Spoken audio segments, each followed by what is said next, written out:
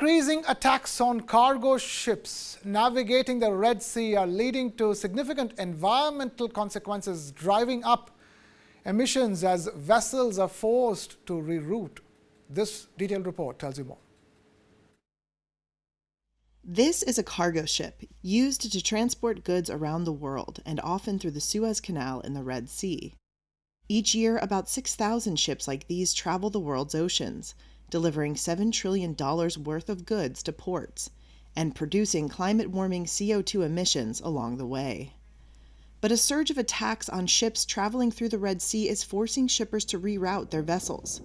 Here's a look at the toll that's taking on the environment. Last year, Yemen's Houthi rebel forces began attacking commercial ships in the Red Sea in protest of Israel's assault on the Gaza Strip.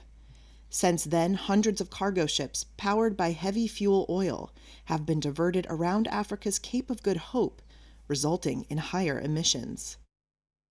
This journey from Shanghai to Hamburg, for example, produces 38% more carbon dioxide, according to an analysis of tracking data by LSEG.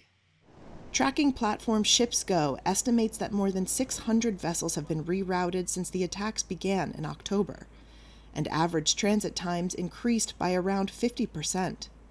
Each of the metal containers aboard a ship can also be tracked individually as they travel to their destinations, so that companies buying or selling the goods can calculate their carbon footprint, a key step in reducing emissions. Here's a visual representation of the amount of CO2 released on a container traveling its original route, about 1.07 tons. And here's what they actually emitted due to rerouting. On average, 1.35 tons of carbon dioxide per container. At this rate, the extra emissions from one ship carrying 10,000 containers on a single rerouted journey would dwarf the Statue of Liberty. This is risky for companies. 10 of the world's 30 biggest companies have reported higher emissions tallies in recent years, tied to shipping.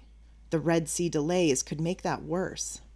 Officials from some of those companies said failing to cut overall emissions could risk alienating consumers, losing investors, or jeopardizing their ability to secure sustainable financing.